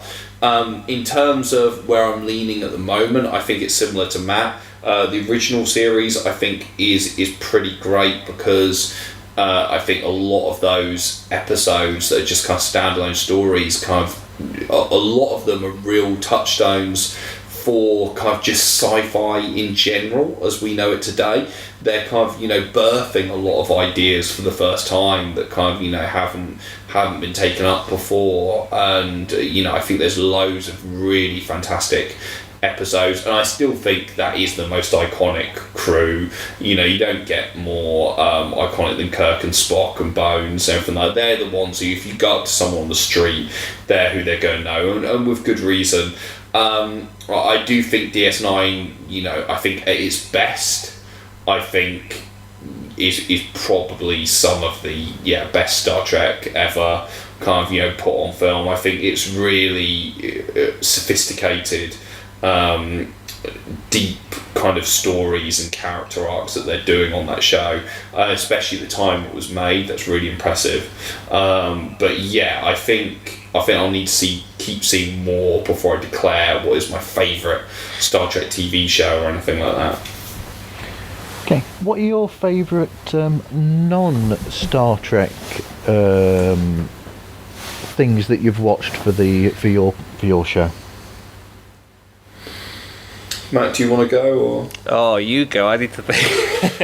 Yeah, I mean, Stitch you up. non-Star Trek things that we've watched for the show, specifically, I mean, out of the films that we've covered, you might have to cut some thinking time here for a minute as I work my brain around all the movies that we've done. We've done Star Wars The Force Awakens, which I absolutely adore. That film, it's my favourite of the new Star Wars movies. It's probably my third favourite Star Wars film ever, after Empire Strikes Back and the original Star Wars. So yeah, Force Awakens is probably the favourite film that we've covered on the podcast outside of Star Trek stuff, I would say. We have covered some other movies I really like the original Haunting, directed by Robert Wise, Inner Space, which we did with Nick DeSemlin. Is a really great 80s movie. Yeah, I think they're probably kind of the best films, I would say. Yeah, for me, there's definitely when we edge to the sort of 50s sci-fi classics. We've done like The Day the Earth Stood Still, which is a fantastic, very kind of early Trek-like movie, and then the 70s remake of Invasion of the Body Snatchers, which was a 50s movie originally as well. Like, I love that 70s one, Donald Sutherland. I think that's fantastic. Those two great. Stuff like me and Liam looked at the Dark Tower remake, and that's on the opposite end of the scale. I'm a big fan of the source material there, and that movie was quite famously had a lot of trouble and problems going through it, and it just is a bit of a missed opportunity. But yeah, I mean, we've got so much great stuff in the Spocklight the Movies list that it's great to be able to pick out kind of random stuff from time to time, whether it fits the season. Like, we looked at a film called Christmas Eve, which is this basically terrible TV movie with Patrick Stewart in. Mate, that is a theatrically released film. See, I keep forgetting because it's just that bad. You want to forget. Yeah, and then certain guests they can pick out some real odd stuff from our list or the list that Liam created of stuff that does involve big Star Trek people in significant roles. But that's another good part of the thing. If it was just another strand of the show where we're talking about our favourite stuff, it would get boring quite quickly if we're just like, oh yeah, and I love this and I love this. So to have that mix of good and bad, or even if it's something you haven't seen before and then you end up loving it, that's another new angle. So yeah, lots of cool stuff. Well, yeah, as you said, I mean, some of the Spocklight of the movies have been guest dictated, so we'll send the guest the list and they'll choose what they want to come on and talk about. So I think that's resulted in some interesting picks. Like Boyd Hilton came on to talk about Showtime, which is a kind of Robert De Niro, Eddie Murphy buddy cop vehicle, but it also has William Shatner in it, and that's pretty bad. But this the thing in terms of some of the worst films result in some of the most fun conversations. So I mean, I loved podcasting with Boyd. That was amazing because he's just a great seasoned podcaster himself. Robin Hood Men in Tights, which we did with Rich Wilson, who hosts the Insane in the Men Brain podcast, a brilliant podcast on men's mental health. He came on, did Robin Hood Men in Tights, and that was definitely, I think it's our longest episode, and that was one with just you and me, Matt, and that was just such a nice conversation, which we did in person. I think it's definitely the longest Spotlight the Movies, for sure.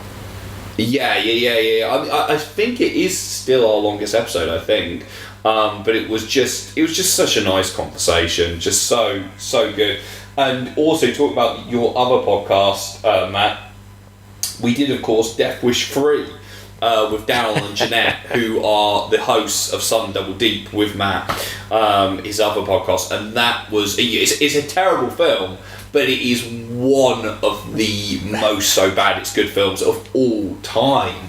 I mean, literally, I think I was delirious with enjoyment by the end of that you can movie. snip out any 5-minute segment of that and have a great bloody laugh. Like, there'll be stuff in it. Like, it's consistently so bad it's good throughout the entire runtime.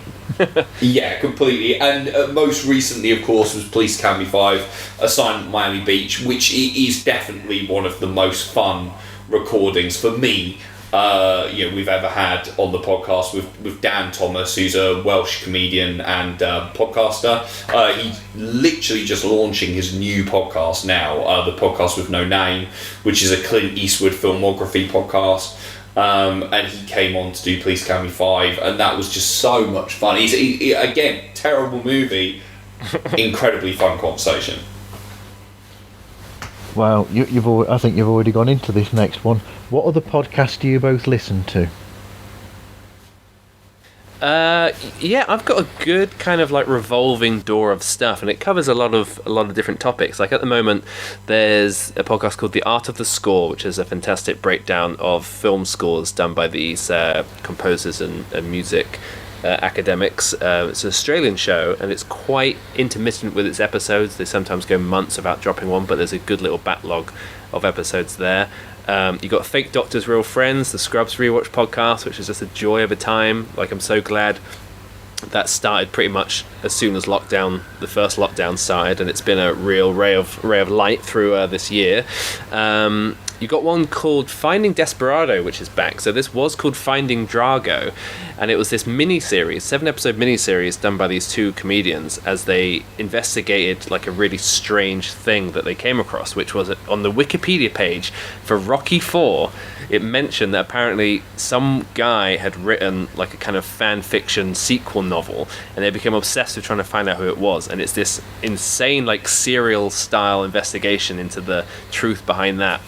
And that's back for a second series now called Finding Desperado, in which they're investigating a claim that's in the 2005, I think, edition of the Guinness Book of World Records, which says the youngest ever filmmaker was this 13-year-old kid who made a movie in the 70s, and they can't find anyone who has any recollection of who this kid is or what the film is. So they're trying to find out what the hell went on there. And then we've got stuff like Script Apart, which is quite a great new show in which an interviewer interviews filmmakers on specifically the first draft of a big film they've done. So they've had Joe Cornish on talking to Tap the Block and things like that.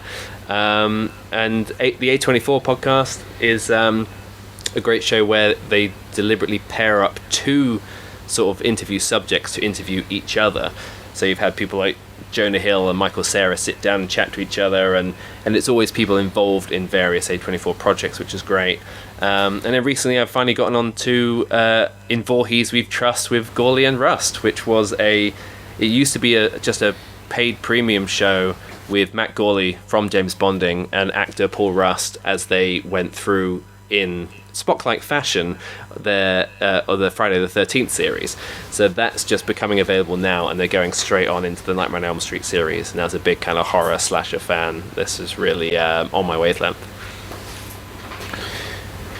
Yeah, I mean, for me, there are so many. I mean, I listen to too many podcasts, really, at this point. Literally, I would not be able to mention all the podcasts I listen to.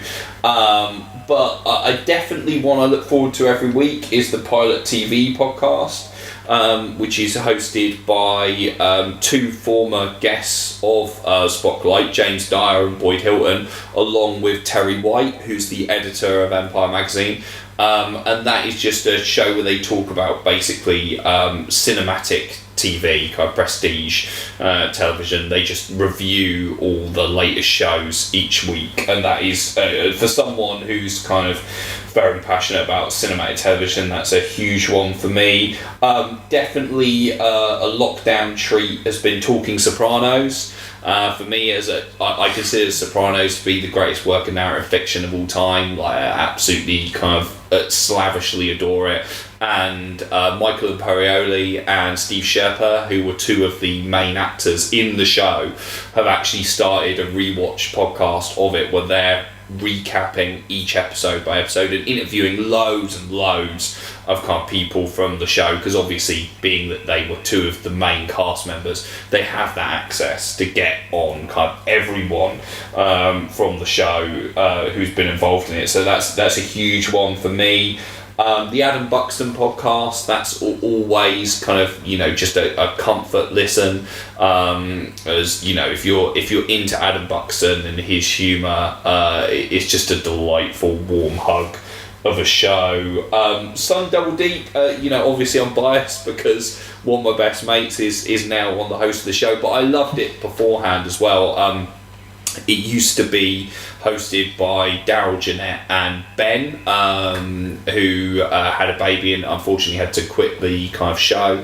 And it was a great podcast then. And now, obviously, Matt's one of the hosts as well. It's still an amazing podcast. And I genuinely do look forward to hearing that every week. And it's just... one of the podcasts that I say as a passionate film viewer, there's certain things that I can point to that's made me even more passionate about film viewing. Letterboxd, which is an incredible film website, which we talk about a lot on Spocklight, which is sort of like a social media for film where you can log all the films you've seen and stuff like that.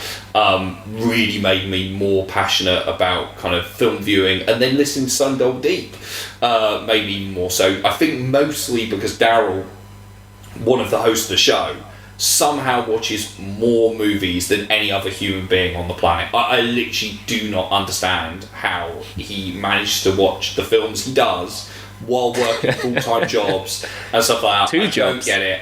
And I think that their passion for cinema, it's absolutely infectious. So if you're a fan of film, that is a huge one. Other big film podcasts, I'd recommend obviously Kermode and Mayo, which I think is a kind of go-to for a lot of people, but also the Pure Cinema podcast, which is the official podcast of the New Beverly Cinema, which is Quentin Tarantino's cinema. That podcast is great. And Just the Discs, which is actually hosted by one of the hosts of Pure Cinema, which is just all about kind of Blu-ray releases, and I'm a big supporter of physical media, so that's a huge one for me. And yeah, I mean there's loads. I think we could talk about kind of podcasts online. It's one of those things where we've got a huge amount of kind of friends now who are involved in making great podcasts as well, and we could just literally list all of them kind of thing, but there are loads of fantastic podcasts out there, definitely, but yeah, there's a few favourites. Okay, thank you very much. What advice would you give to people starting out in podcasting? So I mean, I would say I'm a member of a really, really fantastic podcast group on Facebook called the Podcasters Support Group. Might be called the UK Podcasters Support Group, maybe. But it's run by Helen Zaltzman, who's one of the hosts of the Bugle podcast and a few other podcasts as well. And I mean, that has been a massive lifeline, definitely, especially when starting the podcast. There's so much collected help and advice on there. So just in terms of just having some support and kind of a place to go to ask questions, and also there's such a deep bench now of questions that have been on. You can just search and find loads of answers to everything to do with podcasting on there. So I always say to people, request to join that, because it's literally such a good resource. I would say, because you get one thing that does come up there a lot is people with certain expectations of starting a podcast, and then it not being met. I always say to everyone, if you are trying to start a podcast to make money, or to or even just to win influence, to have like loads of people listen to your show, or kind of get sponsorship, well, I'd say if that's the only reason, don't do it. Just don't do it, because I think it's so oversaturated now with podcasting. If you've got a regular listenership, or a listenership that grows consistently, that's a giant win in regards. And we've been very, very lucky to have a listenership that's continued to grow and continues to grow. Even now, with kind of every passing episode that comes out, we pull in new listeners, and that's, for me, like that's just a giant win in terms of that. But at the same time, the reason we started the podcast was just to have an excuse to hang out together more, and we are creatives who enjoy creating, and I think, literally, if you enjoy it and that's just what you want to do, then it really doesn't matter who's listening, really, or anything like that. If you enjoy the process, because at the end of the day, if you're a true creative, the reason you are is you enjoy the process of creating. So actually, it doesn't really matter hugely, if anyone's listening, or not a huge amount of people are listening, or anything like that. The joy in it should come from the creativity itself.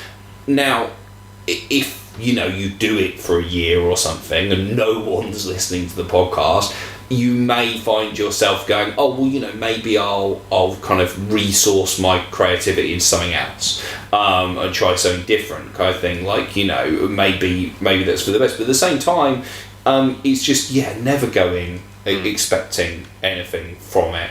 Just go in because you have a desire to create something, and or you just want to hang out with your mates and do something fun, and then if good things come of it, it's a massive bonus.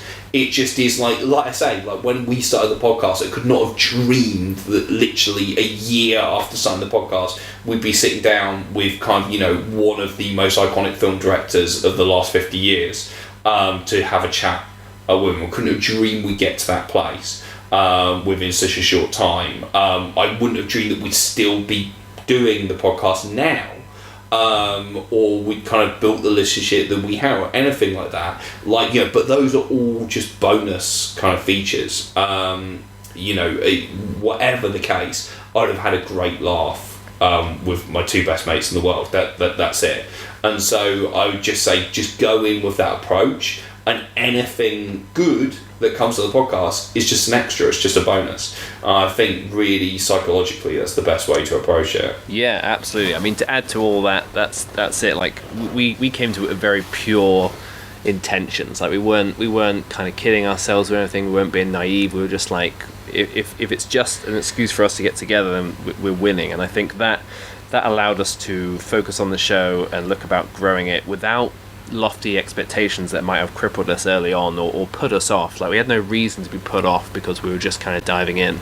And even in 2016, it's not that long ago, but it's still a world away from the amount of stuff out there now. So it's like, I guess my advice would be, if possible, find a new niche. Like things are getting so nuanced these days when it comes to subject matter. I think if it's something that you can't, because I'm one to talk. We literally took on Star Trek, which was the biggest thing out there.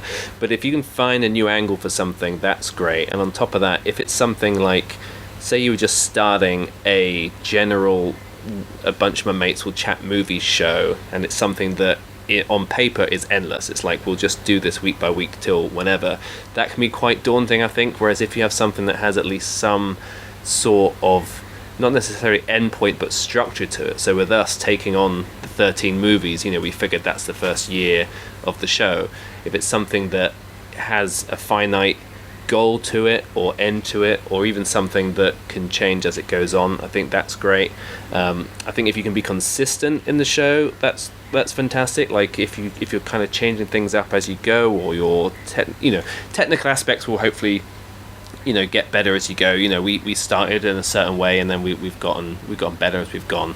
But I think consistent in what the show is tonally and what you're trying to bring to the table, and then just stuff like be as social as you can. Like the amount of new support and friends and listeners we've been able to garner through being active on Twitter and Instagram mainly.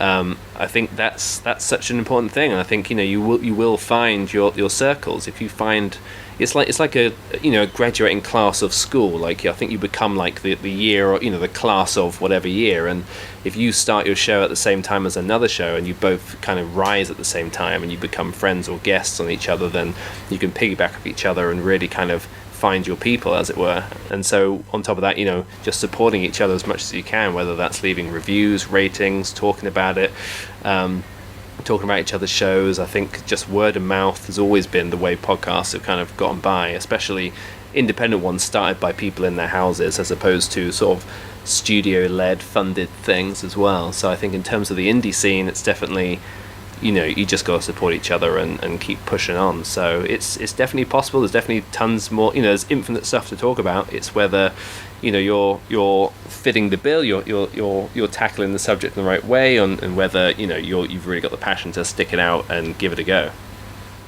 Yeah, I mean, I think supporting each other, like you say, is so important.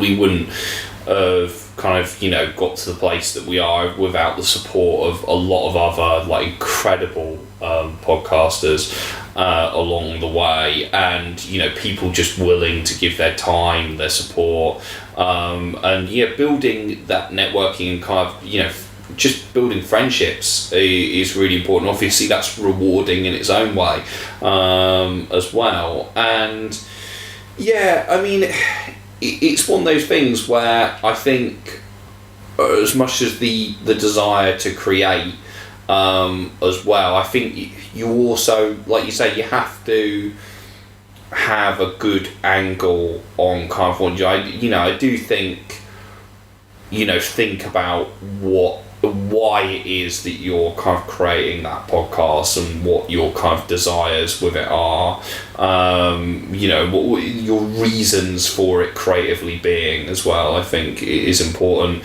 and I think it's important to try and get as diverse a range of voices on your show as possible. I mean, we're 3 straight white guys at the end of the day hosting a podcast, which is something I think you could probably throw that out as a criticism, essentially, our podcast and loads of other podcasts.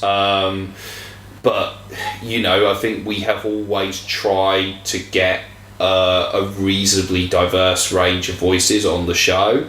I think we've still got work to do, always try to improve upon that, and get as many diverse voices on the show as possible, but at least we are trying to do that, and working towards that. I think that is important. I think just brings a kind of a larger kind of range of interest to the show as well, so that's a benefit. Okay, so how can people find your show and how can they contact you? So you can find us at the same thing on Twitter, Instagram and Facebook, which is at Spocklight Pod for all our kind of social medias. We kind of keep them reasonably active, especially Instagram and Twitter. The kind of Facebook is a bit of a placeholder, really. We do update it when there's a new episode, but there isn't a massive amount of stuff going on there, just because Facebook isn't hugely helpful in general with those kind of things, apart from, like I say, groups seems to be the thing on Facebook. Like I say, that podcast support group is fantastic. But really our main socials, I say, is Twitter and Instagram. They're the ones that are really regularly updated, and we usually put kind of different content on both of them as well, and you can keep up to date with everything we're doing there. And also, obviously, you can find the podcast on kind of, pretty much all major podcasting apps, Apple Podcasts, Spotify, Acast, Podcast Addict, Castbox, all of those. I think there's a few things we might not be on. Like, I don't think we're on Stitcher, and maybe like some other little ones or something like that. But the majority you can find our show. I'm sure you can get hold of it, whatever kind of device you're using. So just search Spocklight, and you should come across it. Okay. Right, well, thank you once again for taking part, guys, and thank you everybody for listening, and hope you listen again to another episode of Pods Like Us.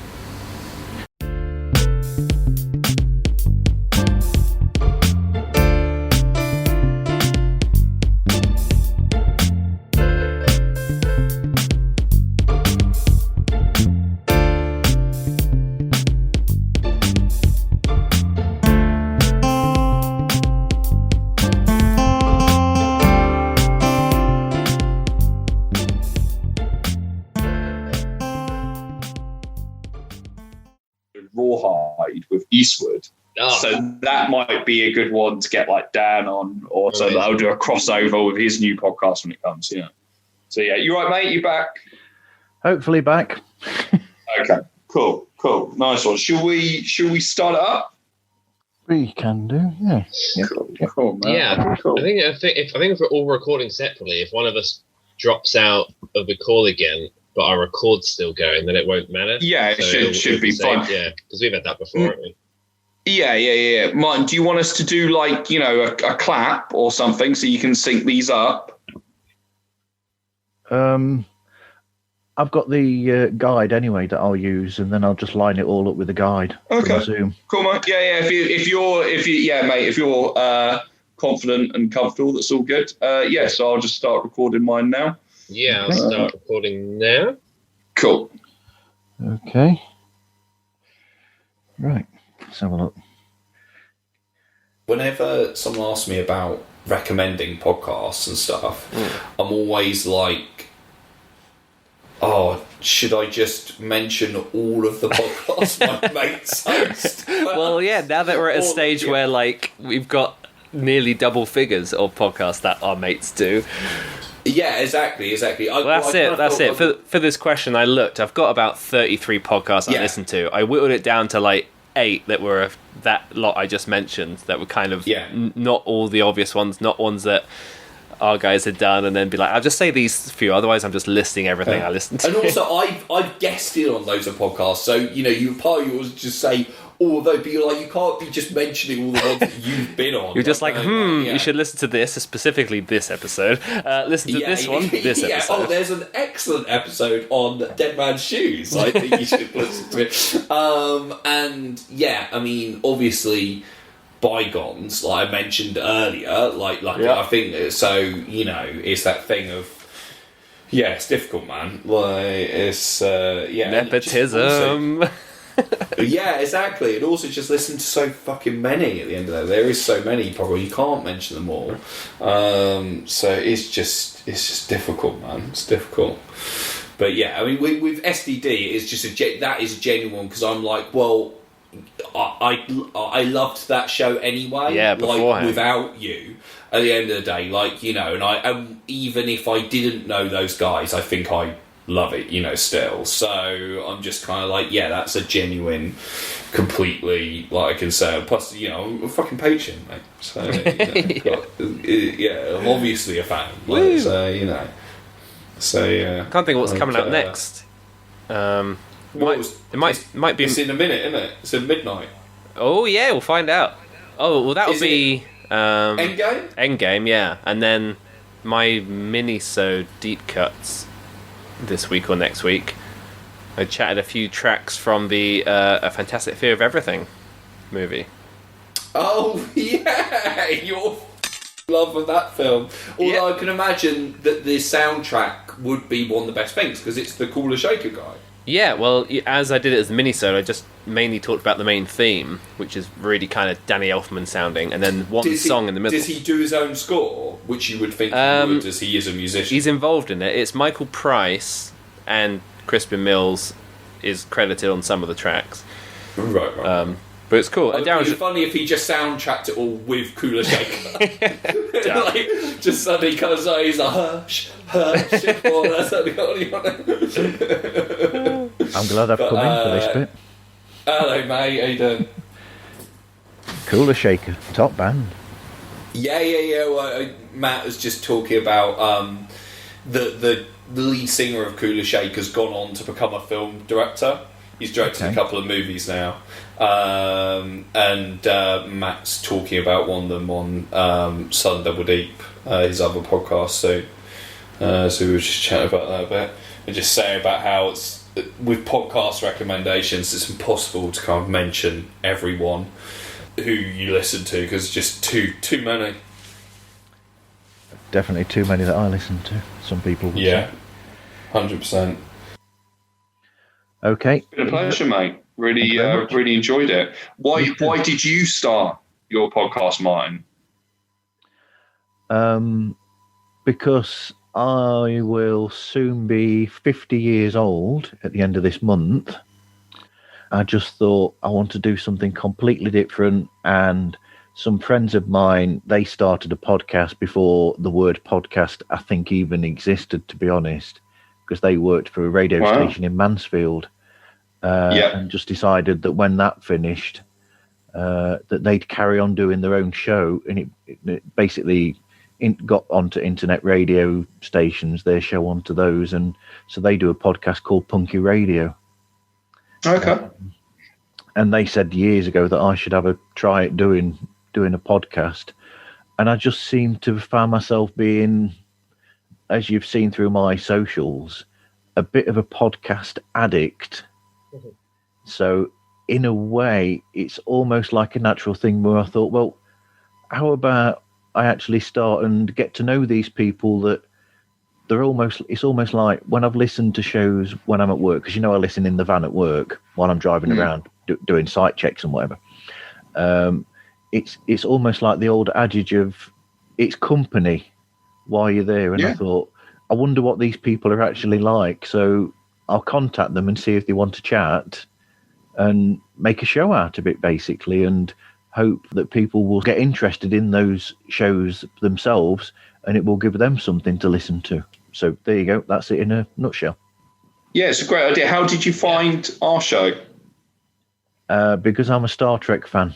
Okay. So I looked for Star Trek shows, and then I liked the idea of yours with it being coming to Star Trek without being, well, as we've found out, it's not completely true, but two of you are non-Star Trek fans from the beginning, and it's an interesting way to look at it. It's like I listened to a Paul McCartney show where the person that introduces it, before he started the show, he'd only listened to like 2 Paul McCartney albums, so everything he comes to, with the odd exception, is brand spanking new to him. So it's like looking at a subject that I'm interested in, but from an outsider's point of view. In a way, you're coming to it initially that way, and that's what I found intriguing and probably more interesting.